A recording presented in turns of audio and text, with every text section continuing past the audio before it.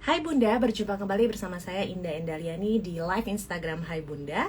Tanya expert dengan tema tips aman periksa gigi saat pandemi.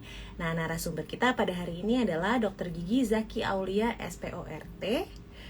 Dan mungkin bunda-bunda sudah sangat familiar sekali dengan himbauan pemerintah melalui Satgas Penanganan COVID-19 yang sampai sekarang ini masih gencar mengkampanyekan gerakan nasional 3M, yaitu memakai masker, menjaga jarak, dan juga menjauhi kerumunan. Dan jangan lupa Bunda mencuci tangan dengan sabun di air yang mengalir. Nah, terkait tema kita hari ini, supaya tetap aman bisa ke dokter gigi, mungkin Bunda tetap harus tahu dan juga menjalankan protokol kesehatan sesuai dengan imbauan dari pemerintah, termasuk menjaga jarak saat pemeriksaan gigi. Nah, gimana sih supaya aman? Nah, mungkin kita akan undang sebentar lagi narasumber kita, yaitu dokter gigi Zaki Aulia SPORT, yang nanti akan menjelaskan ke kita gimana protokolnya, gimana sih yang harus kita lakukan supaya kita merasa aman, apalagi buat bunda-bunda yang membawa anak ke dokter gigi. Oke. Halo bunda-bunda yang sudah masuk, sambil menunggu dokter kita tersambung dengan dokter Zaki. Apabila ada pertanyaan bisa tulis-tulis di kolom komen, nanti akan saya bantu tanyakan.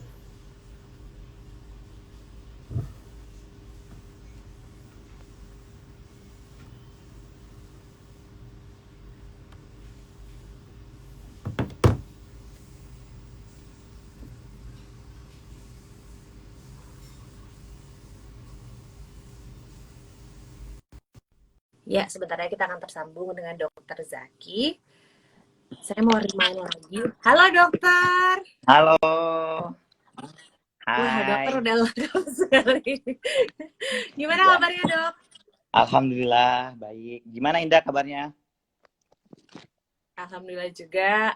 Dan juga bunda-bunda sudah banyak nih dok yang bergabung bersama kita di live Instagram Hai Bunda. Dan sebentar lagi mungkin bakal masuk-masuk pertanyaan dari bunda-bunda. Oke, dokter mungkin sebelum mulai dengan pertanyaan, mungkin karena tema kita pada hari ini adalah tips aman periksa gigi saat pandemi, mungkin dokter Zaki bisa cerita sedikit sebenarnya sekarang situasinya itu seperti apa sih, dan apa sih sebenarnya bahayanya kita kita pergi ke dokter gigi saat ini? Oke, terima kasih atas kesempatan yang diberikan oleh saya terhadap Hai Bunda dan Indah sebagai hostnya. Oke, sebenarnya ini corona ini emang melelahkan ya. Kita nggak nyangka juga kalau sampai hari ini masih terjadi dan prediksinya juga masih lama. Mengingat vaksin sendiri belum ada yang fix kebuatkan. Nah, tapi tentunya dengan perkembangan teknologi dari awal kita disuruh untuk PSBB di awal Maret itu sampai sekarang sudah makin berkembang. Jadi awalnya kita emang sebenarnya dokter gigi pun juga takut banget dengan pandemi corona ini.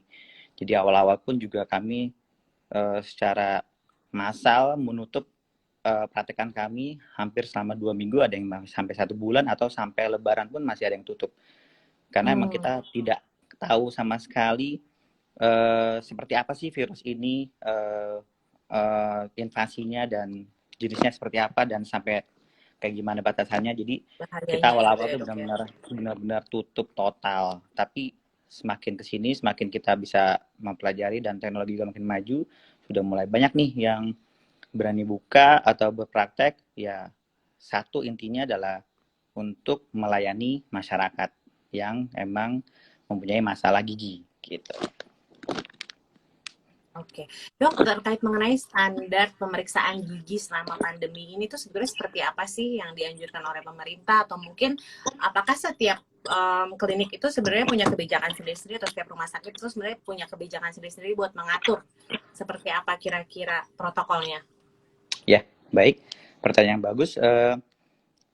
Untuk standarnya sendiri emang sudah makin banyak banget, dan setiap standar yang diterapkan ke kami pun juga bertujuan untuk safety first kan, baik untuk pasien ataupun untuk sivitas dari rumah sakit atau klinik itu sendiri. Nah, standarnya sendiri pun sekarang udah benar-benar yang seperti teman-teman lihat kan, karena udah lihat di sosial media di mana-mana udah kayak ngalang-ngalain astronot mungkin ya. Terus dan emang protapnya pun juga sudah sangat diperbaiki. Jadi kita tuh sampai mengubah desain dari ruangan poligiginya atau klinik giginya, menyediakan tempat untuk pemakaian APD, melepas APD, ruang steril dan ruang non steril. Itu benar-benar kita desain ulang. Nah, kebijakan dari setiap rumah sakit atau klinik itu jadinya punya standar masing-masing, karena kita tidak bisa maksa kayak misalkan di ruangan klinik gigi atau poligigi yang ruangannya sempit, kita nggak bisa memaksa dia mempunyai tempat untuk pembukaan APD dan melepas APD yang cukup. Jadi kita sesuaikan dengan yang ada aja. Jadi emang standarnya beda-beda gitu. Tapi kita mengacu terhadap WHO dan dari PDG sendiri sudah memberikan himbauan apa aja yang standar yang harus dilakukan, yang harus punya di dalam sebuah klinik atau poligigi. Ya, kita lanjut ke pertanyaan lain, Dok. Mungkin bunda-bunda, apalagi yang bawa anak ya, ada kekhawatiran tersendiri kalau nanti dia harus periksa gigi, buka mulut, dan lain-lain. Nah, itu sebetulnya tuh lebih mengkhawatirkan untuk anak-anak mereka atau untuk bundanya tertular, atau sebetulnya bahayanya itu justru adanya di dokter? Ya, baik. Itu bahaya di dua sisi ya, emang nggak cuma hanya dokternya yang takut ketularan, jadi pasien pun juga takut tertular dari dokternya. Nah, oleh karena itu sekarang kita standarnya pun sudah kadang atau poli sudah memberikan screening awal, memberikan form pertanyaan terhadap pasien yang mengenai apakah seperti layaknya form COVID, ya apakah pernah bepergian, apa segala macam, itu juga kita tanyakan. Terus kemudian ketika masuk ke dalam poli gigi pun juga kita wajibkan pakai masker, mencuci tangan, dan social distancing. Terus di dalam masuk ke dalam klinik pun kita juga memberikan prasyarat atau precaution buat pasien sendiri, seperti kalau udah mau mulai pemeriksaan gigi kita wajibkan untuk berkumur dengan antiseptik kayak gitu. Nah, itu untuk menghindari perpindahan infeksi antara pasien ke dokter atau dokter ke pasien. Oh, jadi dua arah ini ya, Dok ya. Jadi memang benar-benar harus dijaga banget ketika sebelum buka mulut. Itu selain dokternya pakai APD, kitanya juga harus kumur-kumur dengan antiseptik dulu ya, Dok ya. Ya. Dok, nih udah ada pertanyaan yang masuk dari Bunda Elsa. Dok, mau tanya kalau scaling dari pasien sebelumnya ke pasien selanjutnya tuh bagaimana cara mensterilisasi alatnya selama pandemi? Oke. Baik, ini yang nanya dokter atau pasien ya? Jadi emang dengan pandemi ini emang itu menyadarkan kita juga bahwa pentingnya alat yang steril. Jadi kita pun juga berlomba-lomba meningkatkan standar dari sterilisasi klinik atau poligigi masing-masing, sehingga kayak hal-hal yang benar-benar bikin terjadi pendarahan, kayak misalkan scaling atau cabut, itu kita benar-benar tidak dipakai ulang. Jadi satu pasien tidak dicuci doang, itu langsung ditaruh di belakang dan segala macam sampai harus dicuci, kemudian dimasukin autoclave atau sterilisasi standar internasional, dan baru bisa besoknya dipakai lagi. Jadi alat-alat tersebut di klinik atau di dokter gigi sudah memiliki standarnya udah seperti itu, jadi tidak mungkin dipakai ulang atau cuma di alkoholin doang atau direndam air panas. Kita jadi udah memiliki alat yang punya, jadi meningkatkan jumlahnya, jadi nggak dipakai untuk satu orang gitu. Nah, itu dari sebelum adanya pandemi atau sebelum adanya COVID sama sekarang ini sama nggak, Dok, cara mensterilisasi alat-alat dan lain-lainnya? Atau mungkin yang sekarang lebih ekstra? Ya, emang saya juga tidak memungkiri kalau misalkan ada beberapa yang masih santai. Saya bilang santai ya, bukannya tidak sesuai standar ya, cuman dia santai, tidak terlalu kenapa-napa dengan masalah sterilisasi. tapi juga ada yang udah meningkatkan sterilisasi sampai tingkat internasional. Tapi setelah pandemi ini kayaknya semua sudah berubah. Dokter gigi sudah mulai sadar bahwa emang penting banget kita harus menjaga sterilisasi dan penularan antar pasien atau antar dokternya sendiri. Oh gitu.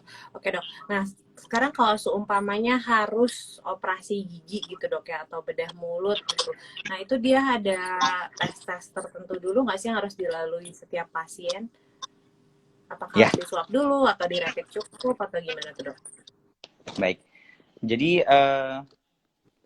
pada dasarnya untuk tindakan-tindakan operasi ini mudah-mudahan dia melakukan operasi emang karena keluhan ya, bukan karena buat sesuatu ngabisin plafon asuransi cuman atau apa gitu. Ya maksud saya emang udah urgent banget, udah nggak nyaman, terus dan emang harus dilakukan operasi. Mau nggak mau kita pasti juga menerapkan standarnya emang untuk amannya kita membuat awalnya dilakukan swab untuk keamanan karena emang infeksinya itu untuk operasi itu kan lumayan besar ya pendarahannya dan segala macam. Jadi kita lakukan swab dulu dan swab pun juga kan sekarang sudah ada yang 1 hari, jadi nggak usah yang sampai ditunda berminggu-minggu, itu juga bisa dilakukan swab yang ada 1 hari juga bisa kan. Jadi bisa dilakukan tindakan cepat juga. Gitu. Dok ada pertanyaan dari Bunda Erni. Dok minta tips dong mengajak si kecil untuk perawatan gigi saat pandemi. Nah, itu harus dari ini juga ya, dari orang tuanya dulu nih. Orang tuanya sendiri udah ready apa belum nih? Jangan sampai emang karena orang tuanya sendiri masih takut, ya kelihatan lah kalau misalkan orang tua yang masih nggak berani, itu akan berimbas juga, anaknya juga pasti juga takut. Tapi kalau emang orang tua sudah semangat untuk mengajak ke anaknya untuk berobat gigi, coba kita lihat sama, misalkan udah punya dokter gigi langganan. Nah, sekarang dokter gigi itu atau klinik atau rumah sakit poli gigi itu sudah memiliki sosial media masing-masing. Pasti mereka sudah memiliki semacam informasi sekarang yang akan ada di klinik itu seperti apa sih, bisa dengan ditunjukkan dengan video-video atau foto-foto ya. Ini kalau nanti di klinik ini atau di poli ini tempatnya ruangannya enak loh, nyaman, ruangannya homey, atau mungkin dikasih mainan atau dikasih es krim mungkin ya. Itu coba diajak seperti itu dulu, diperlihatkan kalau yang kita mau ajak itu bukan tempat yang menyeramkan, tapi tempat yang mengasihkan atau tempat untuk menyenangkan gitu ya, banyak ada mainannya dan lain-lain ya dok ya. Iya betul. Dok kalau seumpamanya sekarang ini nih di ketika pandemi, kira-kira kan biasanya anak-anak itu rutin berkonsultasi ke dokter gigi itu 6 bulan sekali ya, betul nggak sih dok? Betul betul. Nah, apakah sekarang masih harus seperti itu atau malah bisa ditunda lebih lama lagi? Dan juga sebetulnya kayak penyakit gigi atau kira-kira tipe konsultasinya tuh harus seperti apa sih? Apakah ada yang kalau seperti ini nggak usah dulu Bu, kalau seperti ini kalau anaknya mengalami seperti ini harus segera dibawa gitu. Itu gimana tuh dok? Baik, jadi ya pandemi ini juga mengubah ini kita ya, mindset kita yang dulunya harus ketemu, sekarang ada yang namanya teknologi telemedicine. Jadi konsultasi chat via online kan. Nah, kita emang kalau tidak ada keluhan tidak menyarankan lagi. Kalau dulu mungkin beberapa klinik rutin untuk merecall pasien, untuk mengingatkan untuk cek 6 bulan. Tapi kita tidak seperti itu sekarang. Lebih tetap memberikan edukasi tapi bisa dilakukan dengan konsultasi online. Nah, sekarang kan juga dibantu juga tuh kalau misalnya ada dokter gigi yang nggak punya tim digitalnya, tim websitenya, jadi bisa minta tolong sama platform-platform yang udah ada seperti Halotik, atau aplikasi Tit gitu, yang itulah yang ada di sekarang di aplikasi-aplikasi itu loh Mbak Indah. Nah itu kan bisa minta kerjasama dengan mereka, nanti habis itu bisa lewat sana pakai platform mereka untuk konsultasi.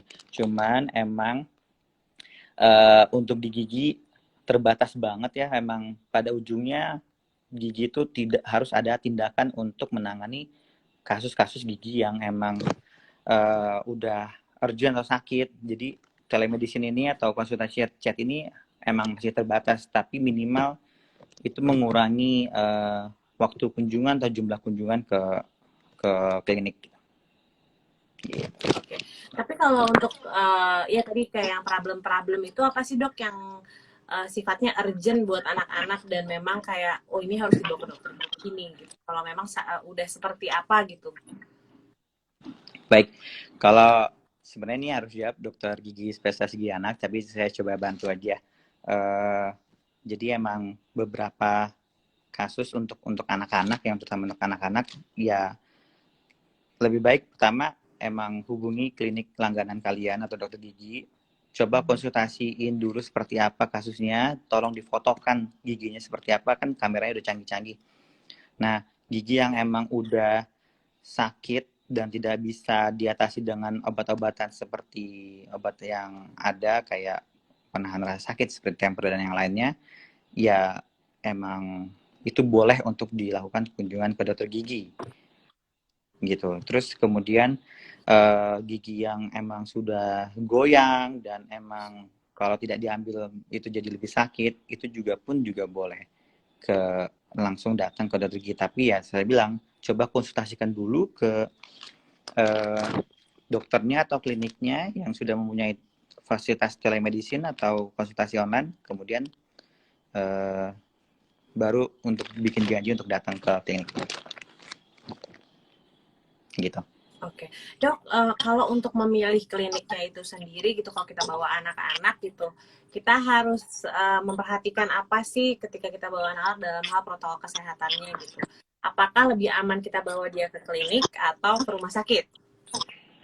Nah, ini saya agak susah nih jawabnya, karena emang standarnya rumah sakit ataupun klinik beda banget, jauh, dan apa namanya, ditambah lagi dengan fanatik dari pasiennya ke dokter. Misalkan dia udah langganan selama ini ke rumah sakit dengan dokter A, dia dokternya enak segala macam dan dia nggak punya klinik, ya bagaimanapun juga kenyamanan kan nomor satu. Kalau dia lebih nyaman ke dokter tersebut, oke, kita ke sana. Tapi betul, tapi teman-teman Hai Bunda juga harus lebih sekarang lebih cerdik ya. Maksudnya gali informasi sebanyak-banyaknya tentang klinik atau rumah sakit yang mau dituju. Apakah mereka sudah menetapkan protokol kesehatan?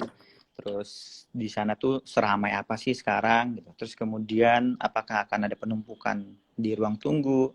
Itu saya rasa sekarang rumah sakit dan klinik tuh udah mulai memposting atau mengedukasi atau memberikan informasi di dalam sosial media masing-masing seperti apa sekarang protokol kesehatan mereka di klinik masing-masing. Jadi kalau misalkan cocok, misalkan wah ternyata udah oke nih di rumah sakit ini, klinik ini udah juga udah oke, ya udah Bismillah wallahu alam. Silahkan ke klinik.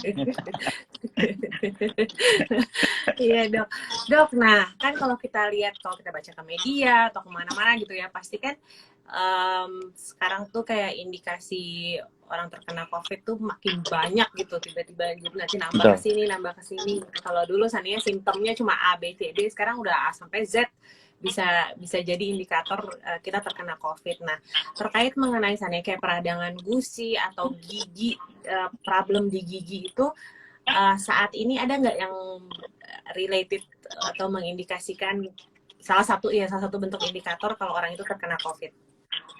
Baik, jadi COVID sendiri kan itu virus. Pada intinya dia virus. Virus itu emang menyerang antibodi.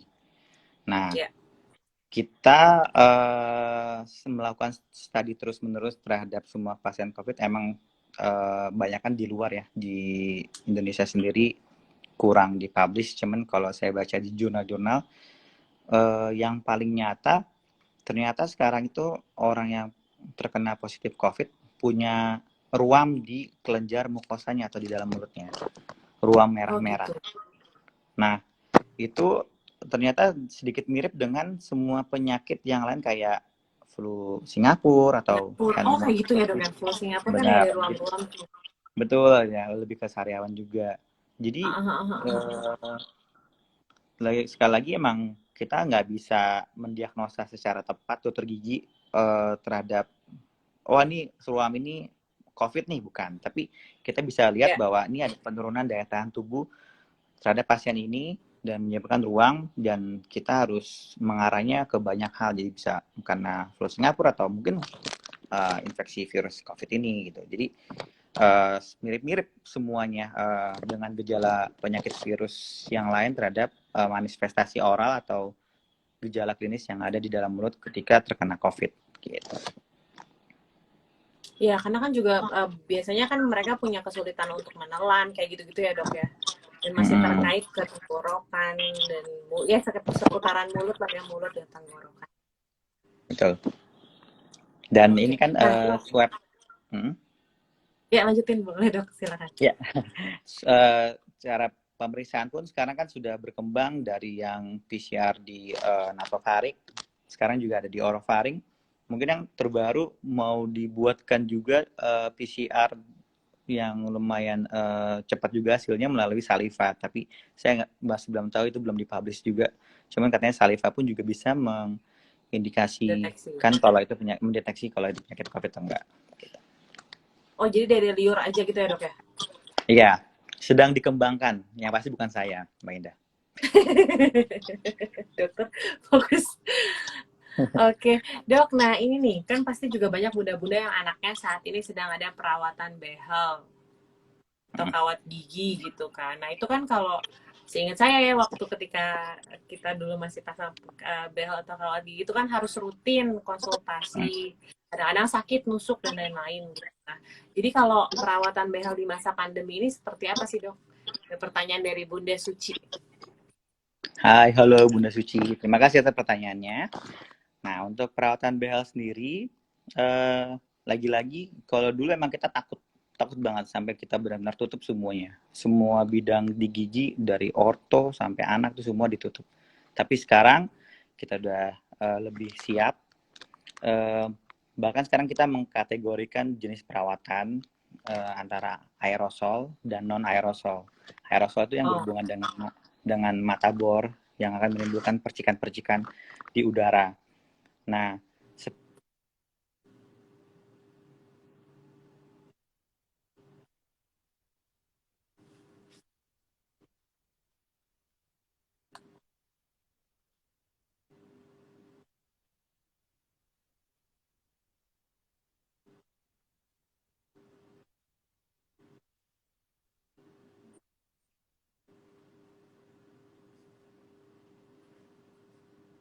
Dokter, ada sedikit kendala. Dokter ada sedikit kendala koneksi, kayaknya suara dokter agak putus-putus. Halo dok?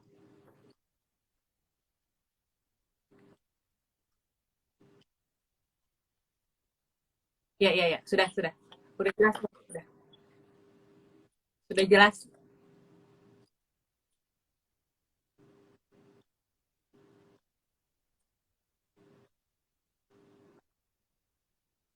Ya, sudah.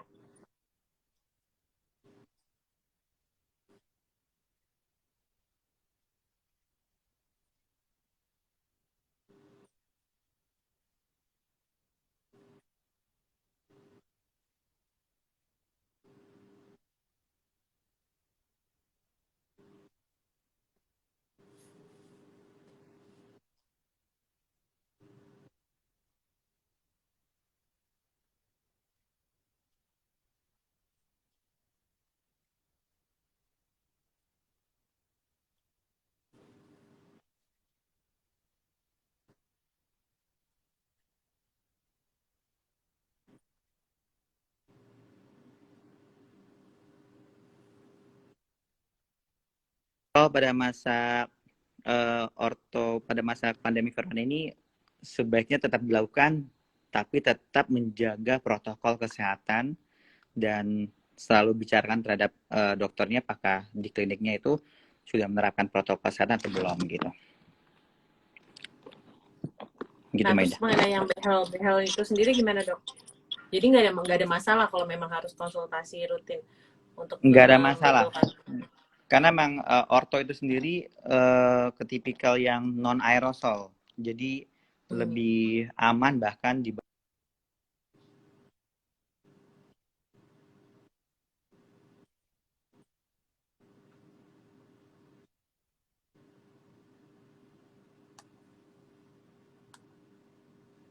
Halo dok,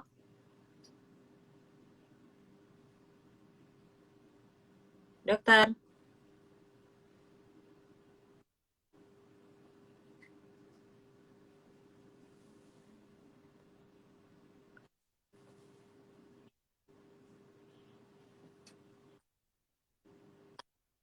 Halo dok, ya.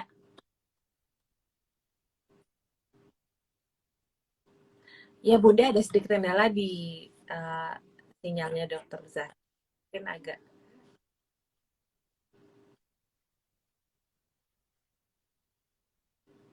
Dokter, suaranya putus-putus.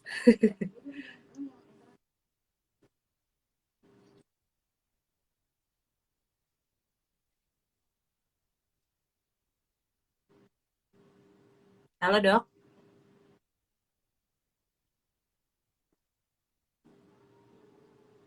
dok. Ya oke. Ya Bunda karena terkait mengenai koneksi, nanti kita coba sambung lagi dengan dokter Zaki. Mungkin bunda-bunda yang punya pertanyaan boleh ditulis dulu pertanyaannya sambil kita nunggu dari dokter Zaki yang tadi lagi menjelaskan tentang gimana untuk bunda-bunda yang anaknya pasang behel. Nah, itu dia tuh. Kadang-kadang kan kita bingung pasti gimana ya kalau anak pasang behel kan harus bolak-balik. Halo Dok, dok, sorry ya sorry. sudah tersambung lagi. Gak apa-apa. Terus dok gimana jadi kalau orto itu lebih aman karena non aerosol? Ya, lebih aman karena non aerosol dibanding yang aerosol ya. Gitu. Iya, iya, iya, iya, iya. Oke. Dok, nah ini tadi ada pertanyaan juga dari Bunda Wia. Dok, bagaimana kalau anak harus melakukan ronsen gigi di masa pandemi? Oke, baik. Se Menurut jurnal yang saya baca dan emang dari teman-teman radiologi kedokteran gigi, dari radiologi kedokteran, Ya. emang foto ronsen yang memasukkan sesuatu dalam mulut sebaiknya dihindari. Jadi untuk sementara emang semua lab yang memprovide foto ronsen yang harus memasukkan film ke dalam mulut itu kita hindari.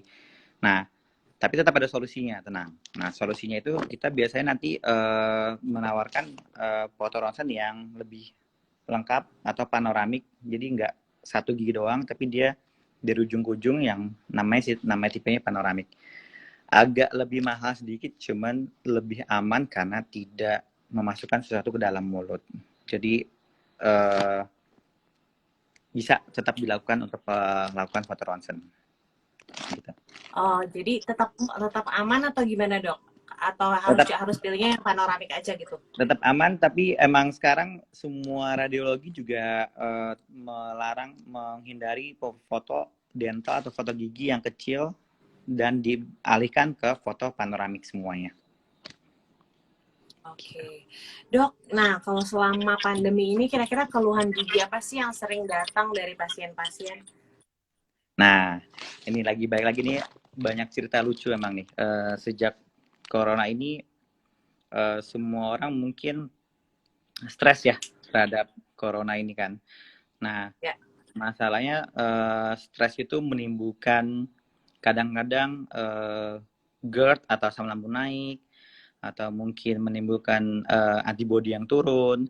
Itu efeknya juga ke gigi juga ada. Jadi beberapa orang yang banyak banget yang tadinya gigi bungsunya itu baik-baik aja, tidak pernah ngeluh, tiba-tiba langsung sakit gara-gara stres. Nah, Oh, emang ada justru itu karena stres ya, Dok ya? iya.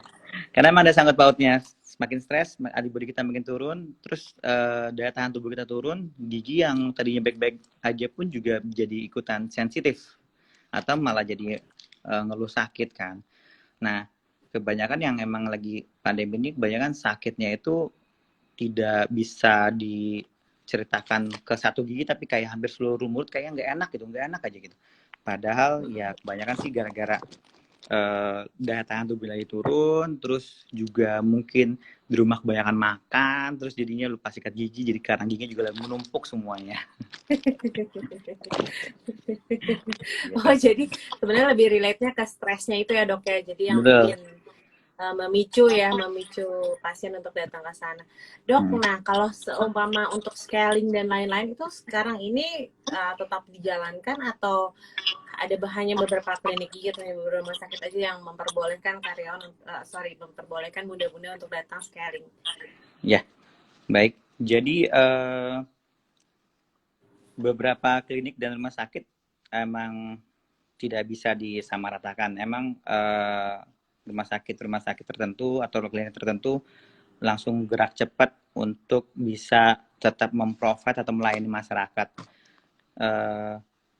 Tapi tetap pada dasarnya sebelum mau melakukan tindakan-tindakan gigi itu emang didasarkan atas keluhan, bukan lagi-lagi karena pengen mempercantik diri gitu. Kayak misalkan di veneer atau apa. Ya. Tapi kalau emang lagi ada keluhan sakit atau ngerasa udah nyut-nyutan dan emang karang giginya terlalu banyak sampai bikin penyakit yang lain ya, itu emang kita mau melakukan perawatan tersebut. Cuman emang kita sendiri memilah waktunya dan memilah juga mana ya klinik yang udah ready untuk melakukan tindakan seperti itu gitu. Oh ya, kalau yang terkait mana estetik itu sendiri gimana, Dok? Sekarang ini masih banyak ada pasien berdatangan untuk karena veneer gigi dan lain-lain. Di saya pribadi dan di kata teman-teman yang suka cerita di grup kami, emang turun drastis ya. Itu benar-benar hampir hanya 10% dari ya biasanya yang masih mau melakukan perawatan estetik yang berhubungan dengan veneer, bleaching, itu dikit banget. Semua udah benar-benar. Udah sekarang kan mikirnya gini Mbak Indah. Apa sih yang mau ditonjolin di gigi kalau setiap hari ketemu orang pakai Ditutup masker kan? masker ya. Jadi nggak ada gigi putih-putih kan? Betul, betul. Jadi nggak ada juga yang pengen, ya ibaratnya veneer atau kecantikan itu kan emang estetik gigi itu emang lumayan mahal juga kan, ngapain buang-buang Iya, duit untuk melakukan estetik gigi. Gitu. iya, iya, iya, betul, betul, betul ya, Dok. Oke, Dok, ada pertanyaan lagi dari Bunda Erni. Dok, kalau saat hamil kenapa ya sering sakit gigi? Apakah itu pengaruh dari stres atau lebih karena hormon? Ya, baik, itu pertanyaan bagus. Ini Indah juga kan lagi hamil bukan? Gimana? Suka Iya, sakit gigi Dok. juga ya tangannya? Nah, ini emang hormon sih. Jadi ada diagnosa khusus bahkan untuk orang hamil yang menggambarkan karena hormon kehamilannya untuk karang gigi atau sorry, ada pembengkakan gusi. Jadi ada pembengkakan gusi yang disebabkan karena hormon kehamilan, itu pun juga kita punya diagnosa khusus. Jadi emang hormon tersebut mempengaruhi uh, uh, kesehatan mulutnya tersebut gitu. Dan emang efeknya macam-macam nih. Tapi nanti Ada ya. once sudah melahirkan udah hilang atau memang harus ditangani, Dok? Ya, balik lagi biasanya nih biasanya normalnya sukanya tuh Objin langsung memberikan arahan untuk kontrol gigi sebelum Ya. hamilnya udah makin besar kan. Nah, kalau misalkan dia tetap ngilu, ya dan sekarang lagi corona, mau nggak mau coba tetap konsultasikan. Nanti kita lihat apakah itu harus ditindak atau hanya cukup melakukan menjaga kesehatan, menjaga antibodi atau minum obat-obatan ringan saja. Tapi yang jelas emang orang hamil ada hormon yang membuat giginya lebih sensitif, lebih ngilu. Karena itu ada cara preventifnya nggak, Dok? Bagaimana? Apakah kita harus ganti pasta gigi atau makannya nggak boleh sembarangan atau gimana? Ya, jadi hubungannya sih lebih ke banyak hal ya. Jadi lebih baik sih kita menjaga makan dan kesehatan. Kalau emang giginya kenapa apa, coba deh dicek lagi. Sehari ini kita kecapean gak ya? Kemarin tuh kecapean gak? Istirahat. makanya kan sering tuh bed rest, makanya suruh istirahat. Ya itu ada buat yang paling paling simpel ya, sebelum kita harus sampai coba bersihin ke rumah sakit dan segala macem, coba dulu istirahat yang cukup. Oke. Kalau dari dokter sendiri, karena kita lagi ngebahas tentang masalah hamil ya dan juga kesehatan gigi. Kalau dari dokter sendiri ada nggak sih dok pengalaman kira-kira separah apa sih kasus yang dokter tanganin ketika Ya, ibunya itu lagi hamil? baik. Jadi kebetulan saya kerja di rumah sakit, salah satu rumah sakit ibu dan anak dulunya, cuman tetap basicnya dia ibu dan anak. Nah, eh, sering sekali saya dapat rujukan dari dokter obgyn atau dari dokter, ya bayangkan dari dokter obgyn, untuk cek langsung ke ruang perawatan, di mana pasien itu sendiri atau ibu itu sendiri sudah bed rest. Nah, dan itu udah dicari kemana-mana, ternyata pas ujungnya ternyata ada di gigi. Nah, giginya tuh biasanya udah yang bolong banyak, karang gigi mana-mana, berdarah dan segala macam, dan emang emang infeksi mulutnya tuh emang menurut saya emang lumayan hebat. Itu Ya. sampai yang terjelek ya mungkin ada yang sampai kontraksi berlebihan, atau Waduh, menurut bahaya juga ya jurnal dok ya. pun juga ada yang bilang sampai eh, prematur, lahir prematur kan. Cuman insya Allah yang pernah saya tangani karena udah dideteksi langsung dari awal dari dokter-dokter obgyn dan tim kami pun juga akhirnya tidak sampai segitu sih. Cuman emang bisa sampai sana. Jadi emang kesehatan gigi dan mulut pun juga berpengaruh terhadap kehamilan.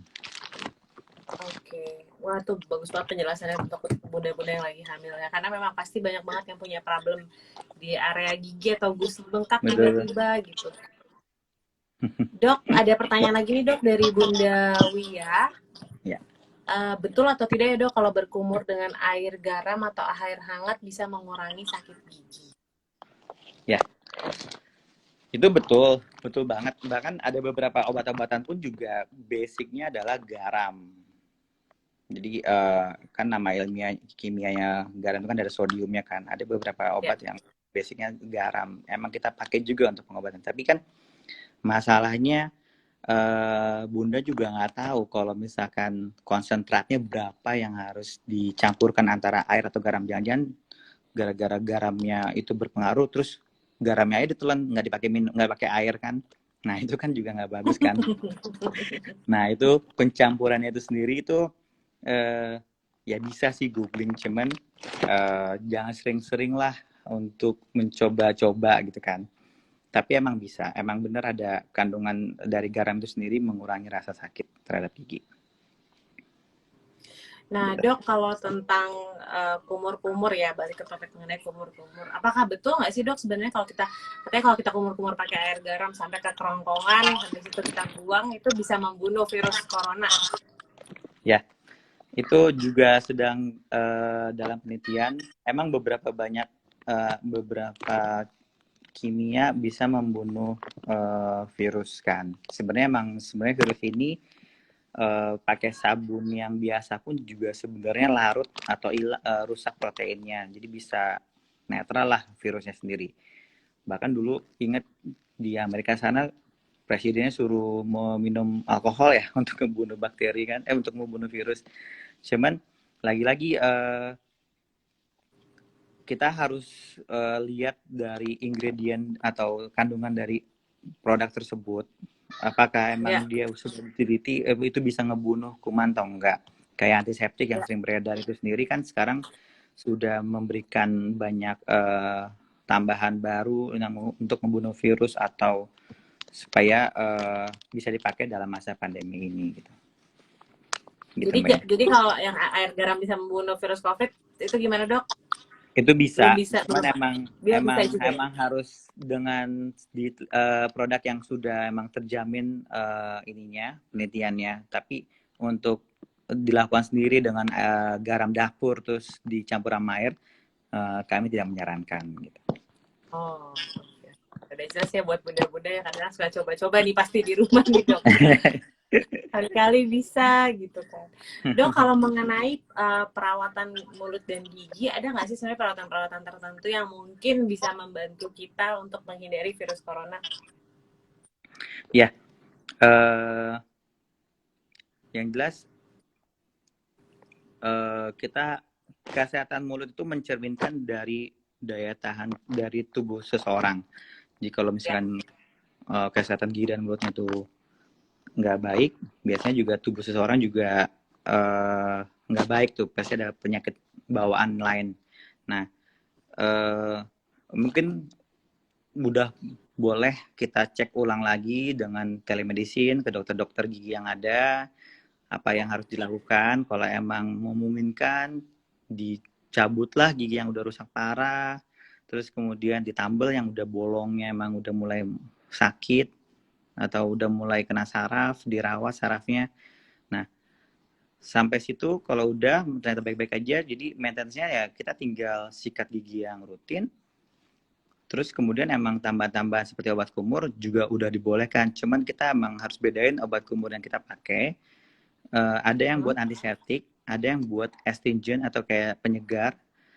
Itu oh tidak sama. Dan kita lihat juga kandungannya. Kalau kebanyakan alkoholnya, efek sampingnya itu membuat gigi jadi lebih gampang rusak. Atau jadi emalnya sendiri juga keangkat kan. Jadi cari yang benar-benar ya, untuk ya. antiseptik saja yang dipakai untuk kumur-kumur. Karena kita sendiri di tenaga kesehatan kalau kita mau perawatan atau bekerja itu melakukan kumur-kumur hampir 4 jam sekali untuk mencegah menularkan ke pasien atau pasien menularkan kita gitu.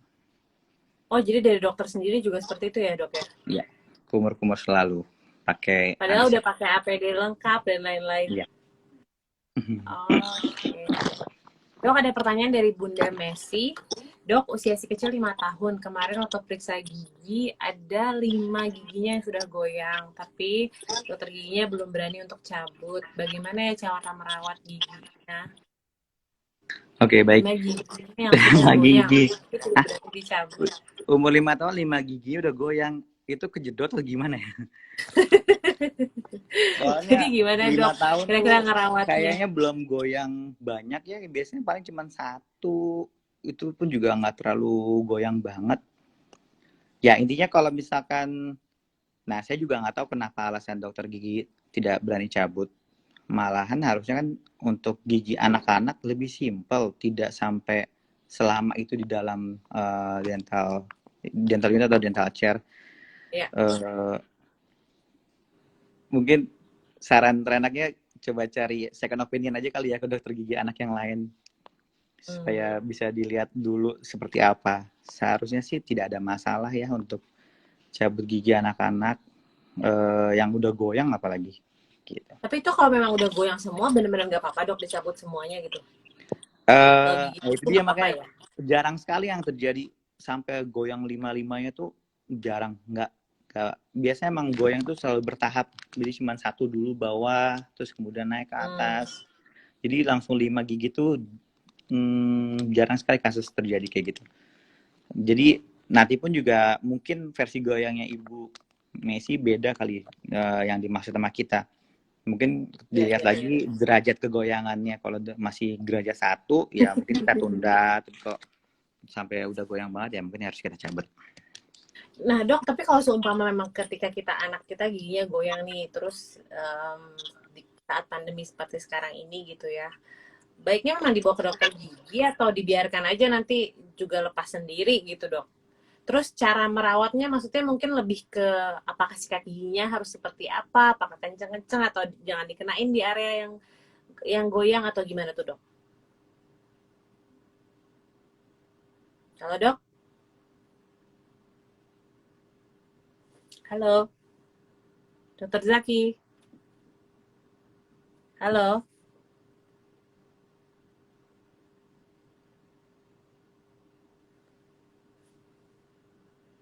Iya, karena kita ada kendala di koneksi lagi.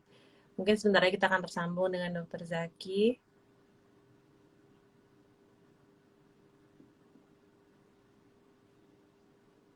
Sambil menunggu mungkin Bunda-Bunda boleh lanjutkan dengan kalau memang ada pertanyaan-pertanyaan. Ya, kita coba invite kembali Dokter Zakinya. Mati ya, betul Bunda. Sebentar ya Bunda, kita sambungkan lagi ya. Nah ya, buat bunda-bunda yang lagi hamil mungkin sekarang banyak sekali yang mau ditanyakan ya, tapi giginya sakit dan lain-lain. Sambil kita nunggu Dokter Zaki, kita tersambung. Ini udah dari pertanyaan dari Bunda Rahma, ada Bunda Yasmin.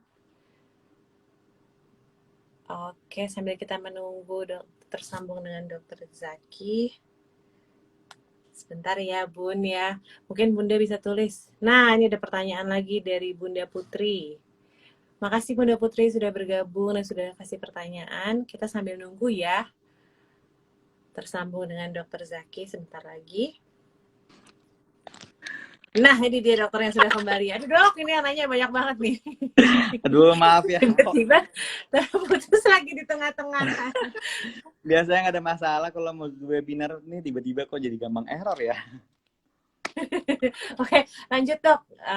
Karena kita waktunya udah tinggal sebentar lagi nih. Ada pertanyaan dari Bunda Rahma. Dok, saya hamil 32 minggu, tapi gigi geraham saya copot sedikit-sedikit. Gimana ya dok solusinya karena sakit banget? Apakah itu maksudnya gompel gitu ya dok, yang sedikit-sedikit lepas ya? Nah, ya itu dia. Salah satu informasi yang kita dapat dari pasien itu kan kadang tidak lengkap, ya kan? Makanya Ya. telemedicine yang sekarang kan alhamdulillah insya Allah udah ada yang namanya kamera atau video call atau difotokan aja foto. Jadi benar-benar kita butuh informasi lebih jelas lagi seperti apa sih kondisi giginya. Cuman kalau bayangannya udah sampai sakit itu nggak bisa kalau nggak dilakukan tindakan terhadap gigi tersebut. Emang perawatan dokter gigi itu untuk solusi terbagusnya adalah dilakukan tindakan.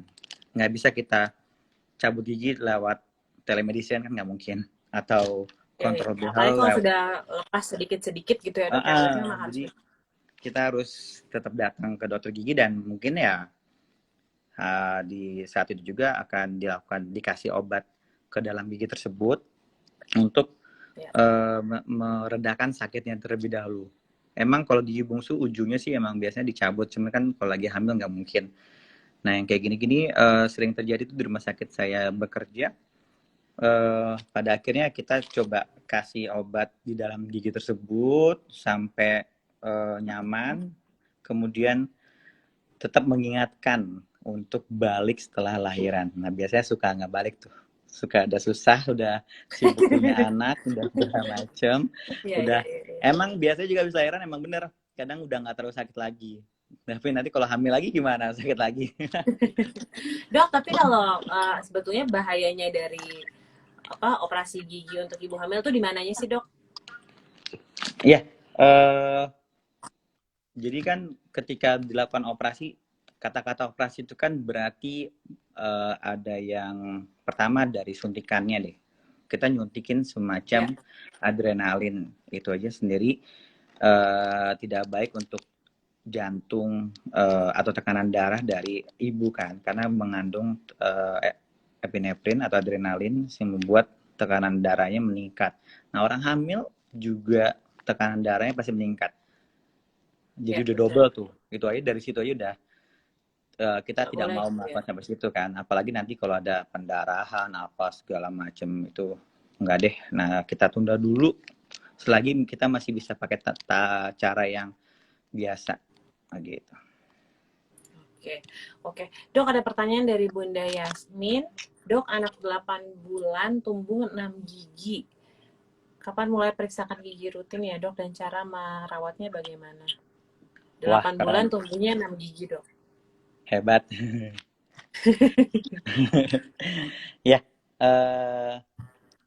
cara yang jelas selamat ya, kadang emang sekarang udah mulai susah tuh gigi anak-anak, biasanya umur 1 tahunan baru mulai tumbuh. Cuman kalau udah tumbuh kita masih yang melakukan pembersihan membersihkan itu sendiri harus orang tua sendiri, karena anak umur 8 bulan pasti belum bisa untuk menyikat gigi sendiri kan. Iya. Jadi harus kita sendiri yang membersihkan setiap hari, ya layaknya kita di ini pagi dan malam sebelum tidur.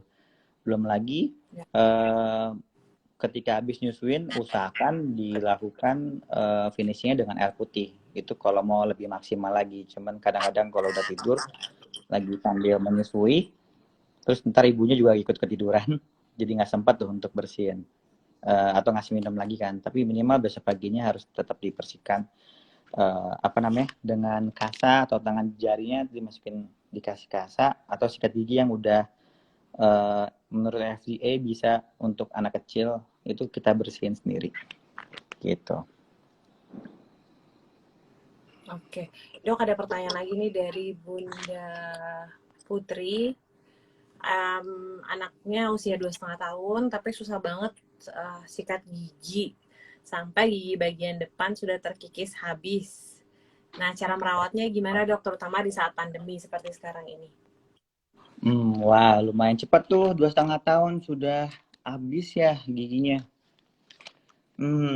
Jadi biasanya kalau gigi yang udah kropos di usia muda itu emang sudah telat sih mencegahnya, karena emang gigi itu seharusnya kan diganti nanti umur 5,5 tahun.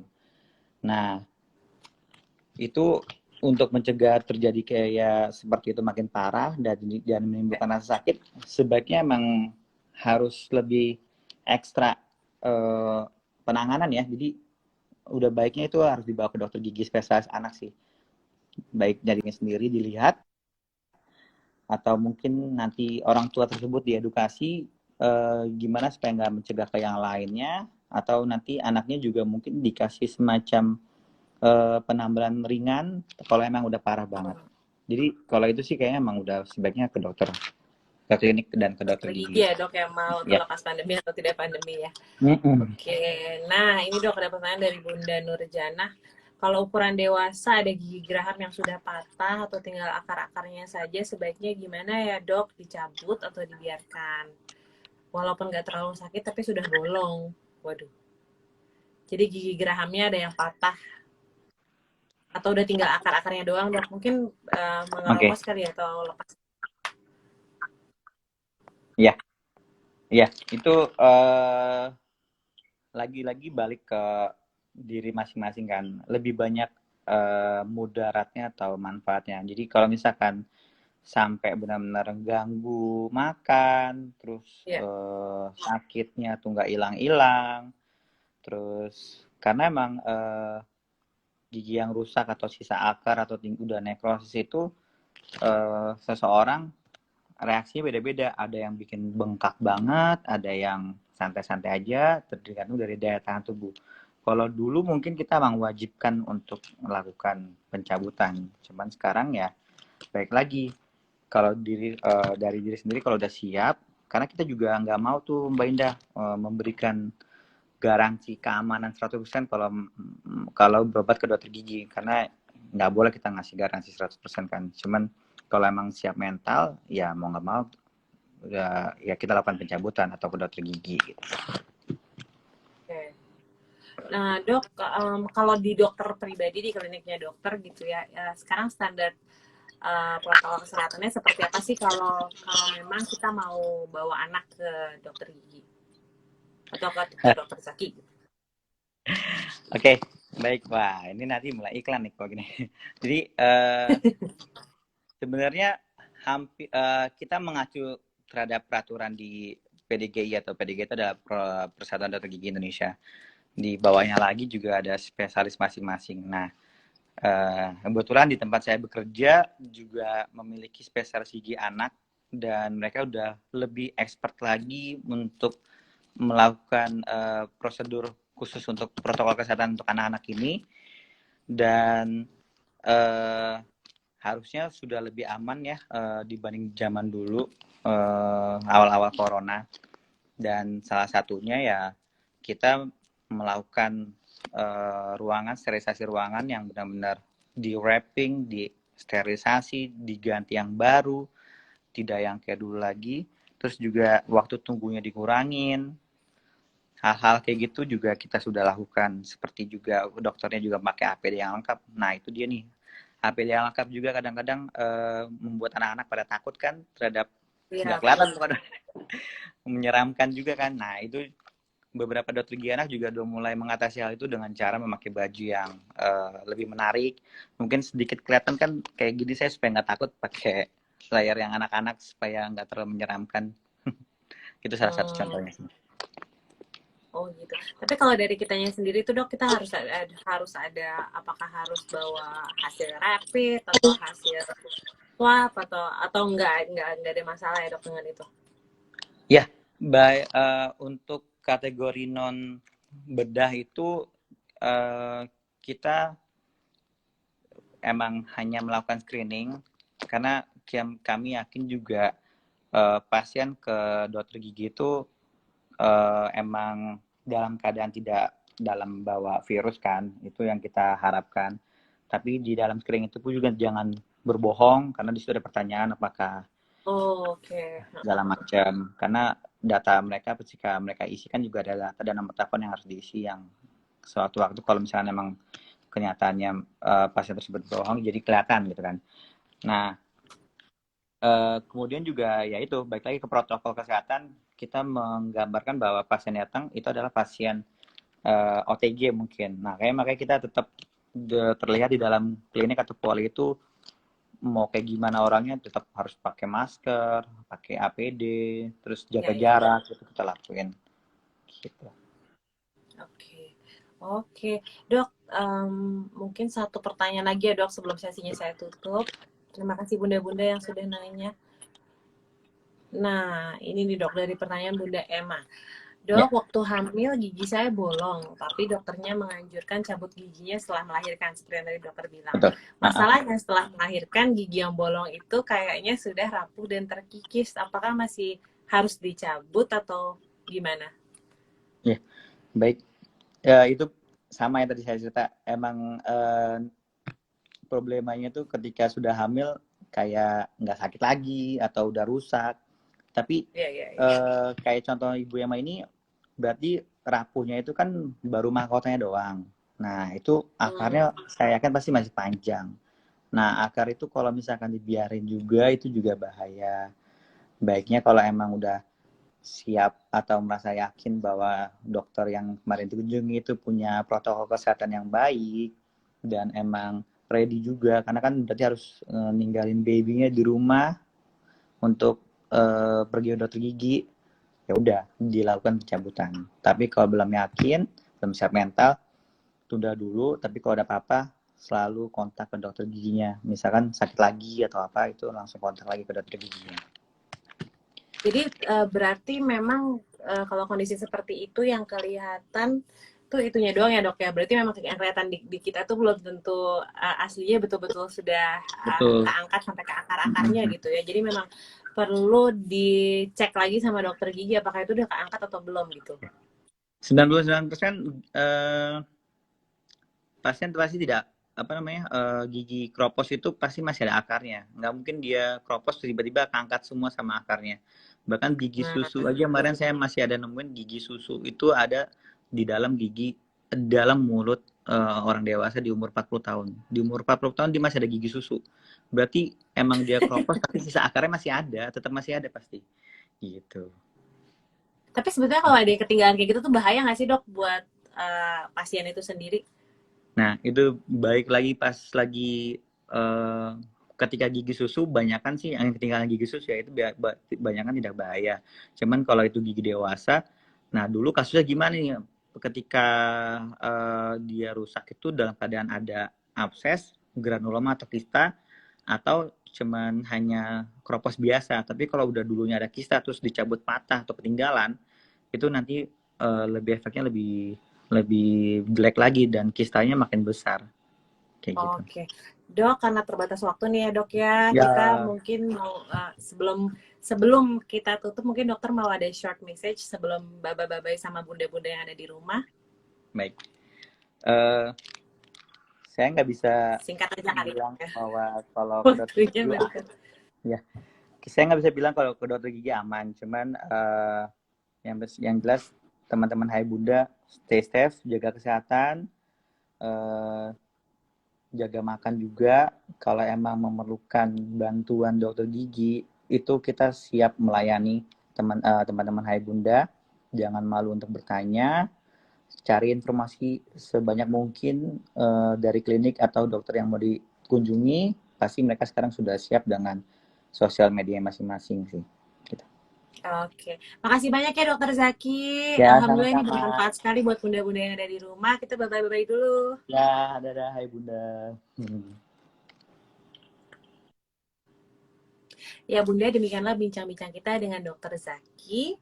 Bunda yang terlewat tadi dari awal, mungkin jangan lupa bisa nonton lagi, bisa melihat lagi di Instagramnya haibunda.com, dan nanti Bunda bisa cek di live IG hari ini di feednya Instagramnya haibunda.com.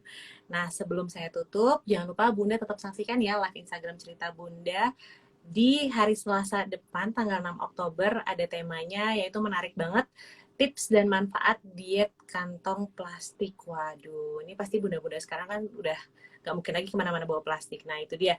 Jadi, jangan sampai ketinggalan. Saya Indah Indaliani undur diri. Saksikan terus live Hai Bunda di haibunda.com.